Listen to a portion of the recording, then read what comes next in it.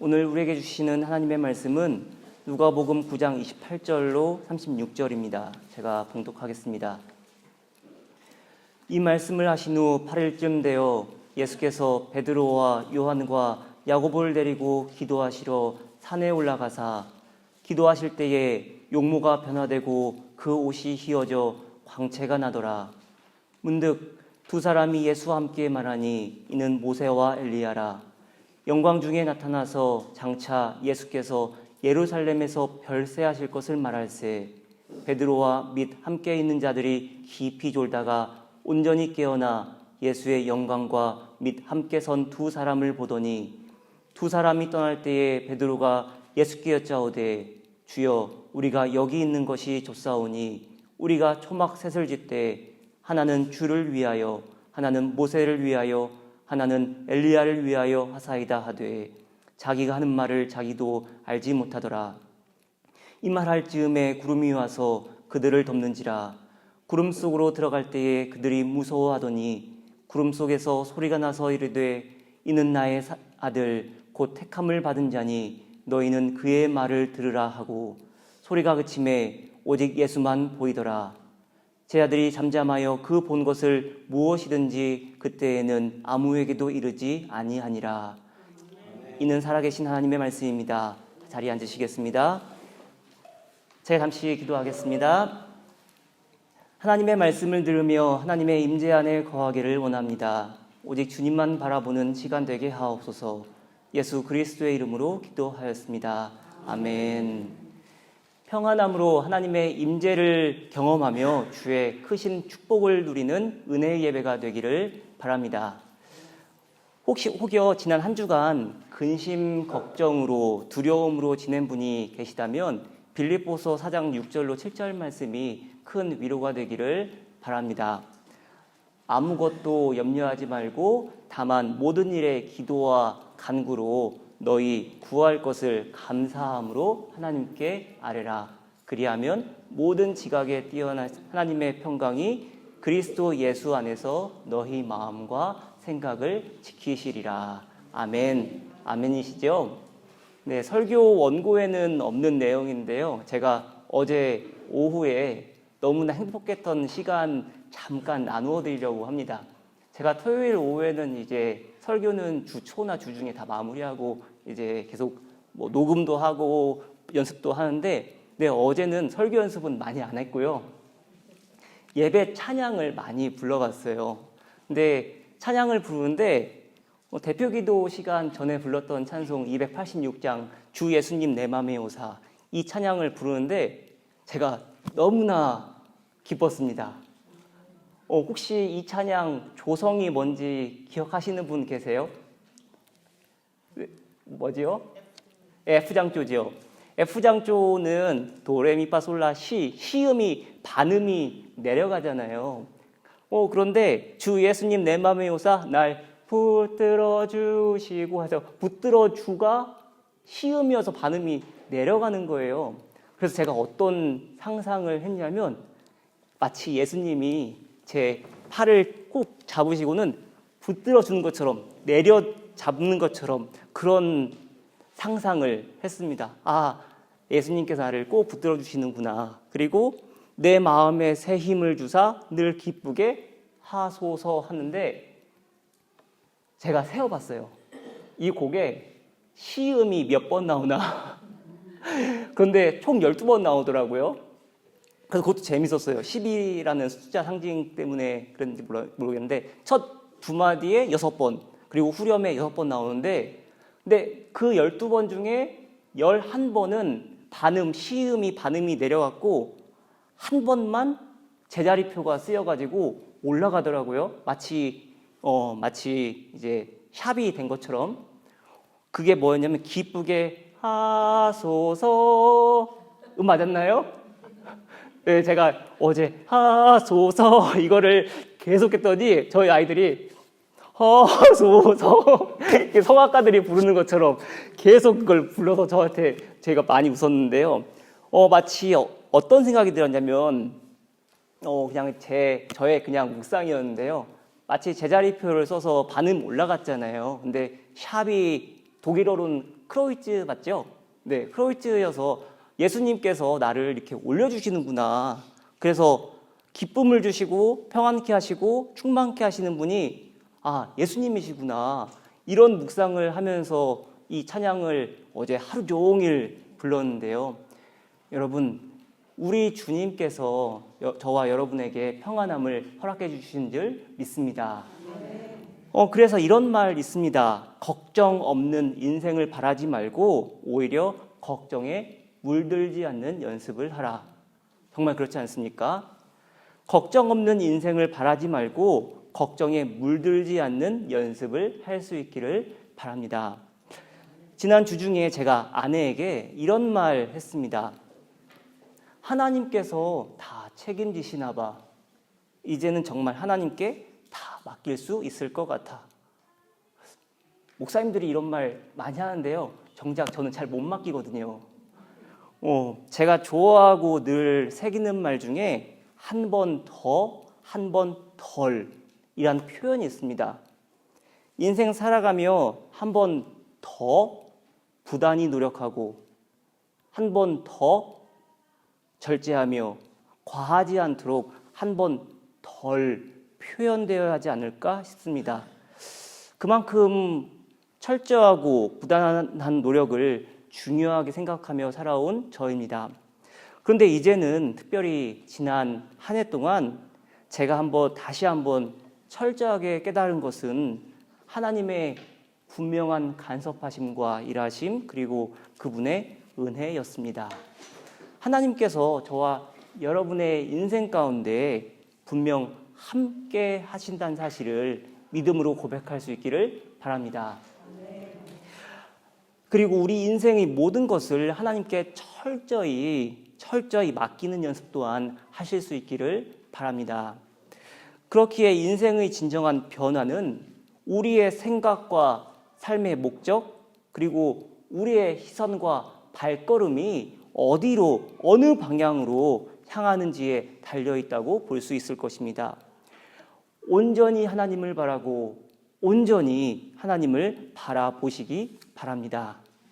그럴 때에 저와 여러분 안에 하나님의 거룩이 임하는 줄 믿습니다.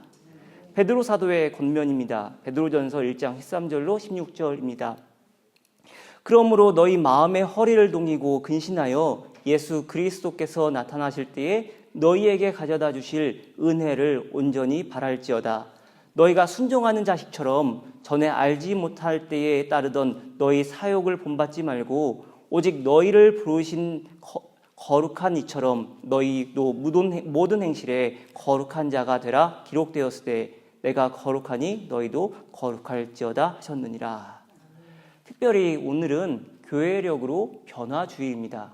그리고 다음 주 수요일이면 사순절이 시작되는 성회 수요일입니다. 이 귀한 절기에 하나님께서 저와 여러분에게 주시는 귀한 말씀을 들으시길 바랍니다. 그리고 예수님께서 걸어가신 그 길에 기쁨으로 기꺼이 동행할 수 있기를 바랍니다. 또한 변화산에서 극명하게 드러난 하나님의 영광이 저와 여러분의 삶 가운데도 분명 나타나기를 간절히 바랍니다. 오늘 본문을 보면은 예수님께서 베드로와 요한과 야고보를 데리고 산으로 올라가십니다. 그런데 마가와 마태와는 달리 오늘 본문을 기록하고 있는 누가는 예수님의 얼굴이 해같이 빛나고 옷이 빛과 같이 휘어진 때가 다름 아닌 예수님께서 기도하신 때라고 기록하고 있습니다. 오늘 본문 29절입니다. 기도하실 때에 용모가 변화되고 그 옷이 휘어져 광채가 나더라. 그런데 제자들은 어떻습니까? 지금은 기도할 때라고, 특별히 택함받은 너희들 베드로, 요한, 야고보와 함께 예수님은 기도하기를 원하시지만 그들은 깊은 잠에 빠져버립니다. 깨어있어 살아계신 하나님에게서 떨어질까 조심해야 하는데 시대를 분간하지 못하는 그들입니다. 예수님께서 기도하실 때 변화하신 것처럼 베드로와 요한과 야고보 또한 오늘 우리가 이렇게 예배하고 있는 저와 여러분 역시 기도할 때 거룩한 변화의 순간을 경험할 수 있습니다. 왜 그렇습니까? 도덕경 제11장 보면 이런 글이 있습니다. 30개의 바퀴살이 하나로 모이는데 그 가운데가 비어 있어야 수레로서 쓸모가 있다. 진흙을 이겨 그릇을 만드는데 그 가운데가 비어 있어야 그릇으로서 쓸모가 있다. 문과 창을 뚫고 집을 세우는데 그 가운데가 비어 있어야 집으로서 쓸모가 있다. 그러니 있음이 유익한 까닭은 없음이 작용하기 때문이다. 변화산에서 제자들이 왜 자기의 무익함을 경험합니까? 비우지 못하기 때문입니다.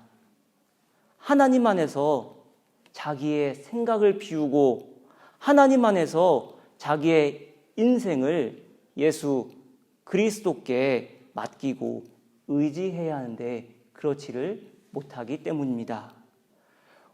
이런 말이 있습니다. 물속의 물고기도 목말라 한다. 웃긴 말이죠. 물속의 물고기도 목말라 한대요. 근데 과연 무슨 의미입니까? 목말라 하는 만큼 애쓴다고는 하지만 이미 해결책이 내 옆에 있음에도 다른 데만 기웃거리는 모습을 꼬집을 때 이 말을 사용한다고 합니다. 베드로, 요한, 야고보 지금 예수님과 함께 있습니다. 하나님의 임재를 경험하고 있습니다. 그러나 그들이 바라는 것은 예수님과 함께하는 것도 예수님과 동행하는 것도 예수님의 고난에 참여함도 아니었습니다. 그들의 관심은 어떻게 하면 공을 세워서 자기의 이름을 떨칠 수 있을까? 빈 마음으로 예수님을 따르는 것이 아니었습니다. 그렇기에 예수님과 함께 예수님 기도하실 때 함께 기도하지 못한 것 아니겠습니까? 하나님의 임재 앞에서 전혀 두려워하지 않고 아무런 긴장 없이 잠든 가련한 인생입니다.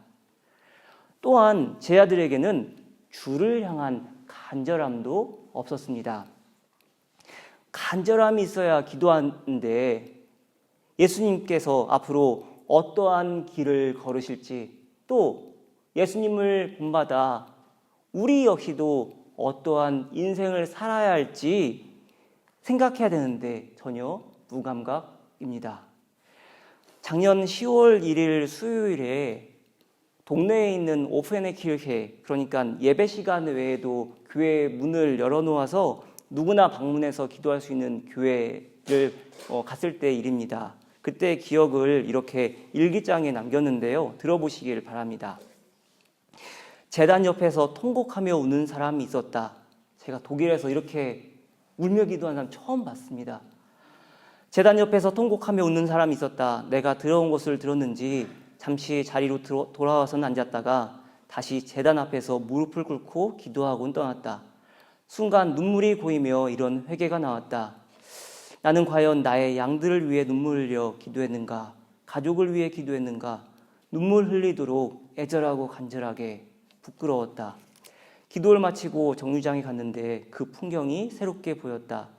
눈물 흘려 기도한 사람들이 아직 있기에 이 땅이 살아 움직이는 것이구나. 마음 다해 주님께 기도한다. 이 기억을 떠올리는데 성경의 장면들이 파노라마처럼 쑥 지나갔습니다. 오늘 본문에서 뒤로 2페이지만 넘기면 누가복음 11장 나오는데요. 근데 누가복음 11장 보시면 한밤중 옆집 친구에게 가서 먹을 것을 빌려달라 청하는 사람이 등장합니다. 갑작스럽게 찾아온 벗에게 대접할 빵을 구하기 위함이었습니다. 근데 성경에는 이런 대화는 나와 있지는 않지만 자기를 찾은 친구에게 무슨 사연이 있겠지 혹은 그렇지 않고서야 이 늦은 시각에 어떻게 자기를 찾을까 하는 그러한 다급한 마음으로 옆집을 가지 않았을까 싶었습니다. 누가복음 11장 8절입니다.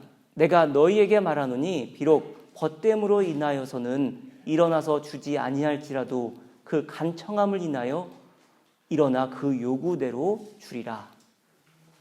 모두가 잠든 한밤중이라 할지라도 그 간청함을 인하여 일어나 그 요구대로 줄 것이라는 말씀입니다.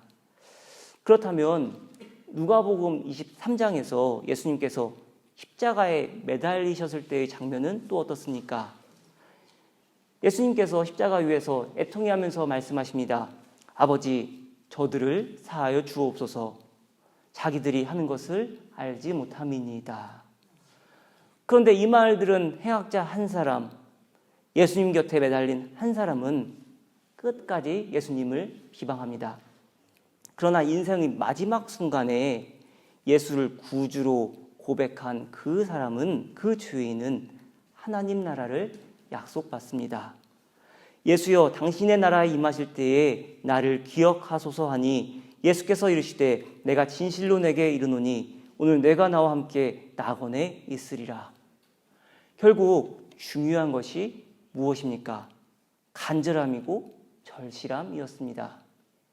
예수님과 함께 기도할 특권을 누렸느냐가 중요하지 않습니다. 늦은 시각이라도 하나님을 찾고 이미 늦은 것 같다 할지라도 주를 향한 간절함이 있느냐가 중요합니다. 저와 여러분이 빈 마음으로 또한 간절함으로 하나님을 찾기를 원합니다. 그렇다면 베드로와 요한과 야고보가 기도하지 않음으로 인해 그들 인생에 찾아온 결과가 무엇이었습니까? 예수님께서는 제 아들에게 진정 그들에게 깨우쳐 주시고자 원하는 것이 있었습니다. 함께 기도함으로 그들의 인생에 거룩한 변화의 순간을 경험하기를 원하셨지만 그들은 깊이 잠이 들었고 변화의 기회를 놓치고 맙니다. 제 아들이 잠결에 문득 눈을 뜨니 예수님 곁에 모세와 엘리야가 있습니다. 제 아들의 관심은 오직 여기에 집중되어 있습니다.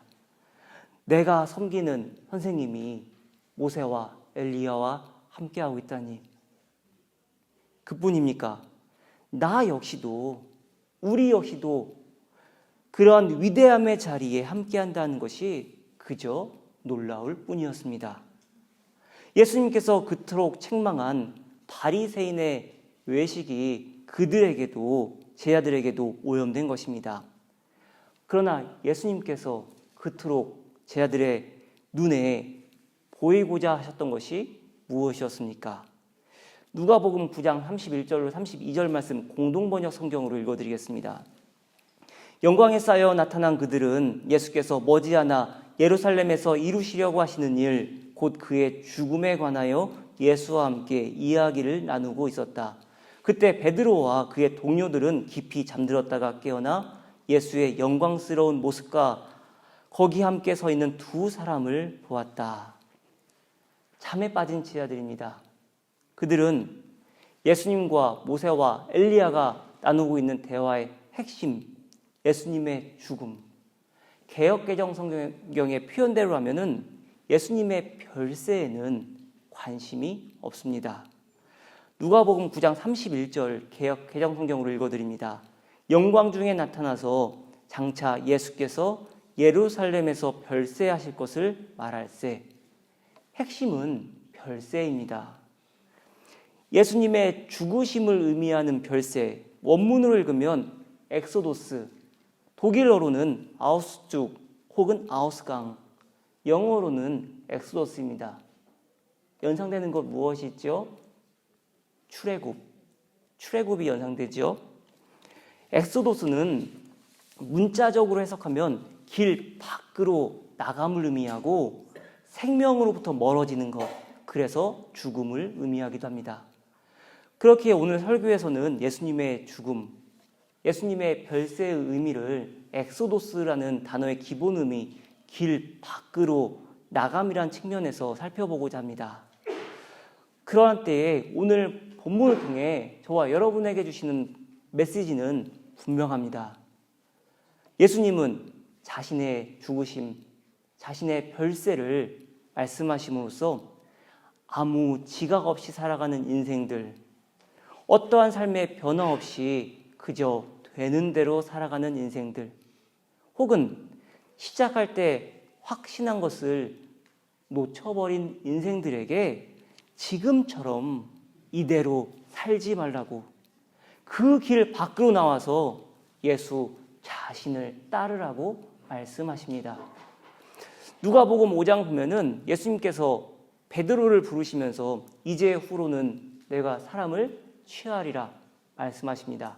사람 낚는 어부가 되게 하시겠다는 말씀입니다. 근데 어찌 보면 태어나서 평생 물고기만 잡던 사람이 어떻게 고기잡이배에서 쉽게 나올 수 있겠습니까?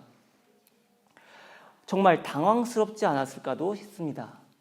그러나 여러분, 예수님은 이미 이전부터 베드로를 부르셨고 그때마다 베드로는 부정합니다. 나는 아니라고, 나는 당신께 쓰임받을 사람이 아니라고 부인하고 또 부인합니다. 왜 그렇습니까? 누가복음은 특징적으로 베드로의 부르심 사건 이전에 베드로의 장모가 예수님께 병 고침 받는 장면을 그리고 있습니다. 예수님은 베드로에게 어머니의 병이 낫는 것을 보게 하셨고 가까이에서 말씀을 듣게 하셨습니다. 결정적인 순간 베드로는 게네사렛 호숫가라고들 걷는 갈릴리오에서 말씀을 전하시는 예수님을 목격합니다. 그럼에도 그의 마음은 여전히 예수님을 향하지 않습니다. 부르시고 또 부르시는데 자기를 향한 하나님의 선한 계획은 아랑곳하지 않고 자기 뜻대로 여전히 자기의 길을 걸어갈 뿐입니다. 그 광경을 성경은 이렇게 전합니다. 누가복음 5장 1절로 2절입니다. 무리가 몰려와서 하나님의 말씀을 들을새 예수는 게네사렛 호숫가에 서서 호숫가에 배 두 척 있는 것을 보시니 어부들은 배에서 나와서 그물을 씻는지라. 여러분, 예수님께서 계속해서 부르시는데 끝까지 나는 아니라고 부인하는 베드로의 모습이 안타깝지 않습니까? 예수 그리스도를 통하여 하나님의 능력이 사랑하는 어머니의 병을 고쳤습니다. 그렇기에 예수님께서 반복해서 자기에게 나타나심이 결코 우연이 아님을 알았을 것입니다. 그럼에도 그는 변함없이 자기의 살 길이 고기잡이 배를 타는 것이라고 생각했습니다. 이러한 사실을 여실히 보여주는 장면이 있습니다. 예수님의 말씀에 의지해서 깊은 데로 가서 그물을 내렸더니 힘이 많은 물고기가 잡혔고 베드로가 예수님께 이렇게 고백합니다. 시몬 베드로가 이를 보고 예수의 무릎 아래에 엎드려 이르되 주여 나를 떠나소서 나는 죄인이로소이다. 주여 나를 떠나소서 나는 죄인이로소이다. 이미 예수님께서 자기를 부르시고 계시다는 사실을 알았다는 반증입니다. 이러한 지각 없이, 이러한 생각 없이 어떻게 이런 고백을 할 수 있었겠습니까? 그래서 더 이상 예수님의 부르심을 부인하지 못하겠다는 항복이고 이제는 당신을 따를 수밖에 없는 인생임을 인정하는 것입니다. 결국 예수님의 부르심에 어떻게 응답합니까? 반응합니까? 예수께서 시몬에게 이르시되 무서워하지 말라. 이제 후로는 내가 사람을 취하리라 하시니 그들이 배들을 육지에 대고 모든 것을 버려두고 예수를 따르니라. 이제 베드로가 자기의 삶의 터전이었던 고기잡이 배에서 나와서 예수님을 따르기 시작합니다. 엑소도스입니다. 아우스족이고 아우스강입니다. 고기잡이 배에서 나왔더니 이제야 비로소 예수님과 동행하는 거룩한 변화를 경험합니다.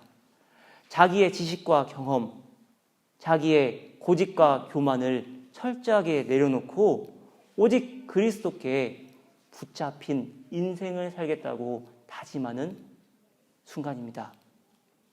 근데 여러분, 어찌합니까? 어찌하면 좋습니까? 지금 베드로가 또 넘어집니다.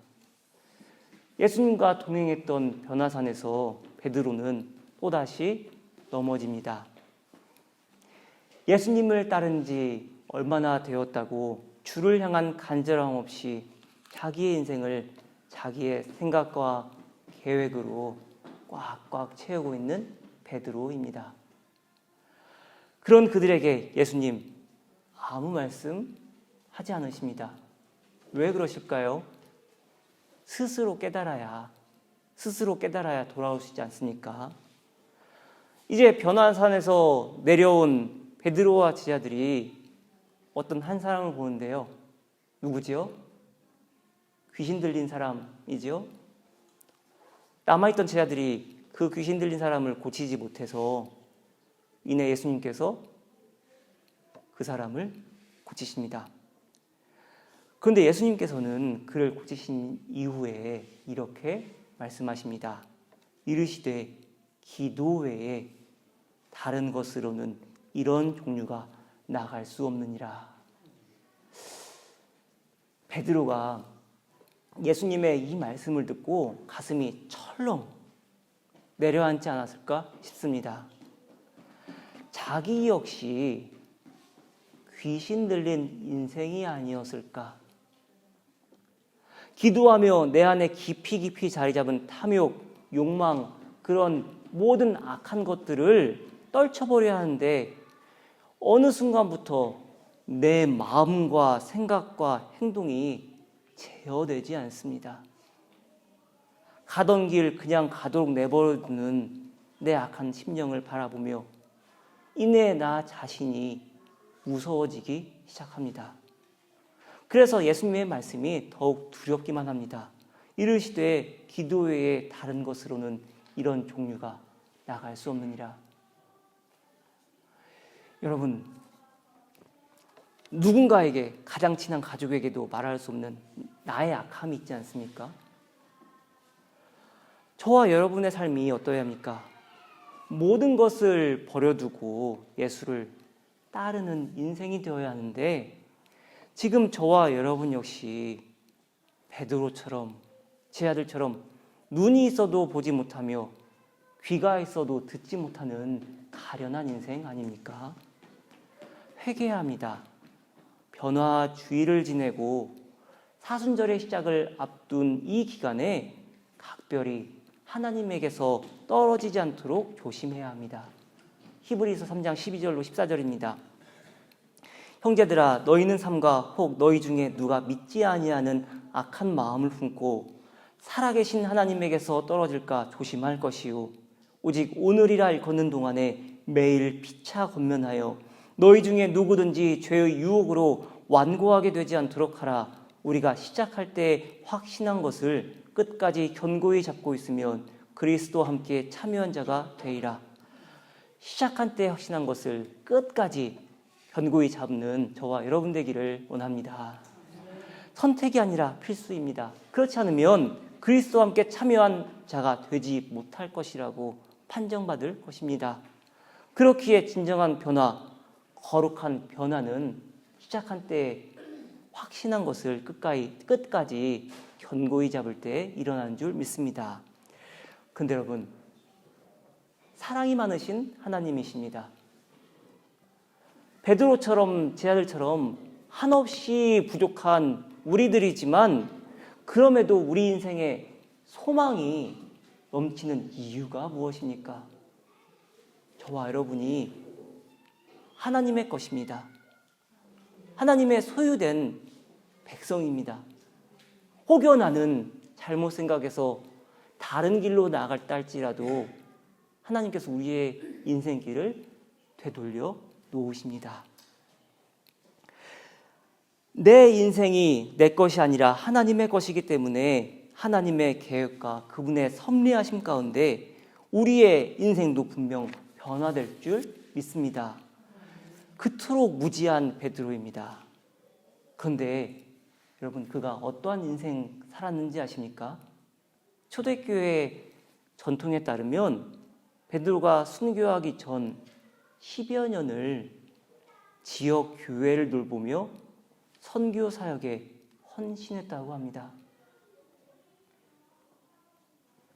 그러는 동안 특정 지역 교회가 아닌 여러 지역에 흩어진 교회들의 서신을 보내게 되는데 그 서신들이 베드로 전서와 후서입니다.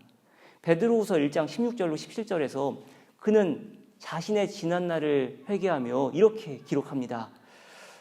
우리 주 예수 그리스도의 능력과 강림하심을 너희에게 알게 한 것이 교묘히 만든 이야기를 따른 것이 아니요 우리는 그의 크신 위엄을 친히 본 자라.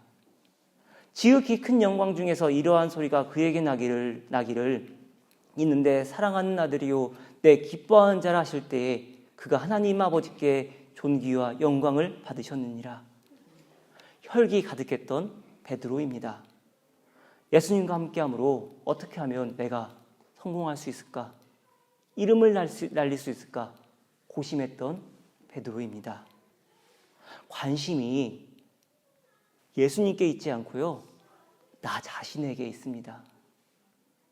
그러나 후일 거룩한 변화를 경험한 베드로가 뭐라고 고백합니까? 우리는 그의 크신 위엄을 친히 본 자라. 더 이상 내 생각 안에 갇혀 나 자신만 바라보지 않습니다. 시선을 주님께로 향합니다. 내 인생의 주관자가 예수 그리스도라고 고백합니다. 여러분, 예수님의 수제자이고 초대교회 수장이면은 욕심나지 않았을까요? 그런데 베드로 어떻게 인생 마무리했다고요?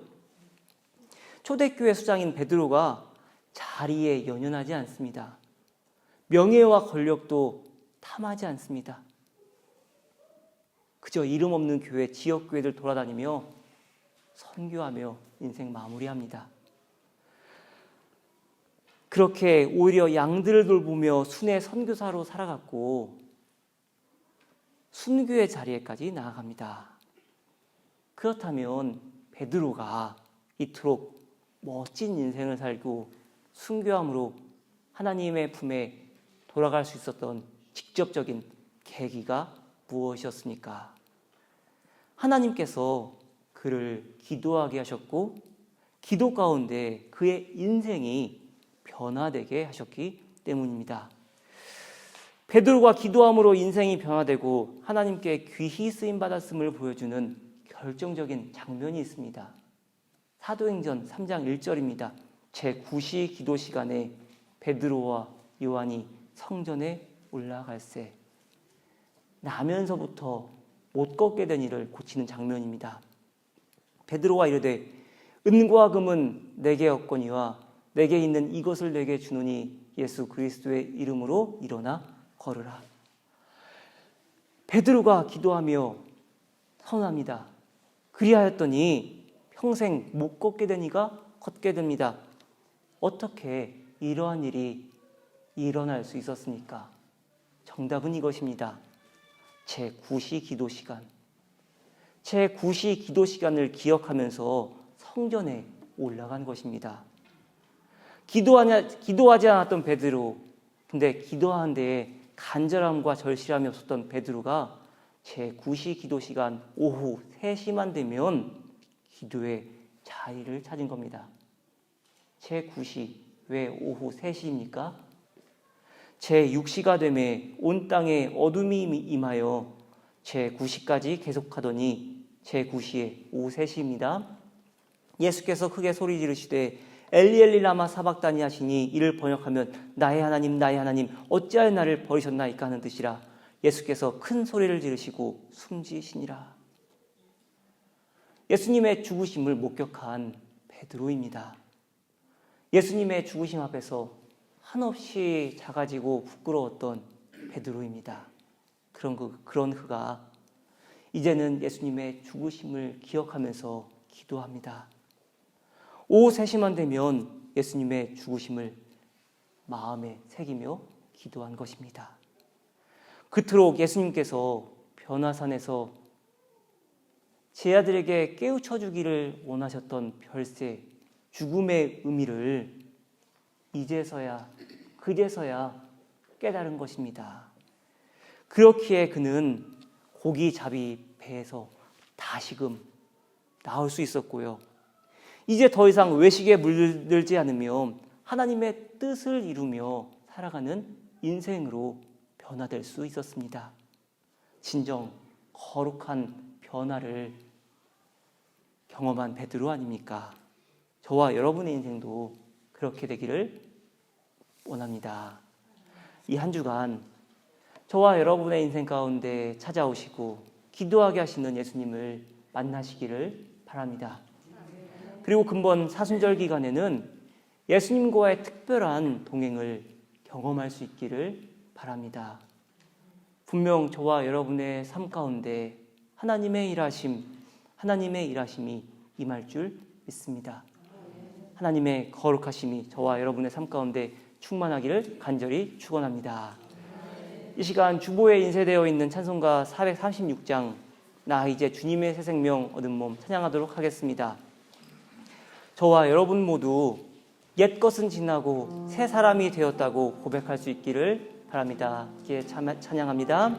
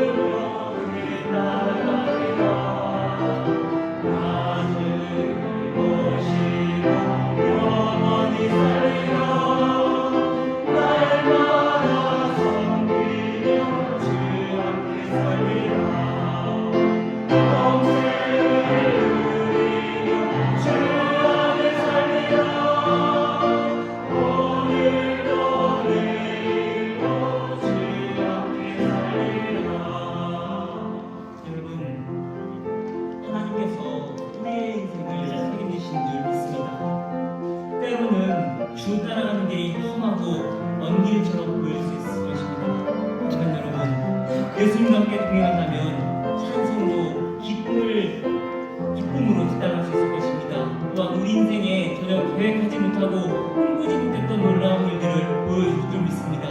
이 믿음으로 함께 기도하며 나아갑니다. 함께 기도하시겠습니다.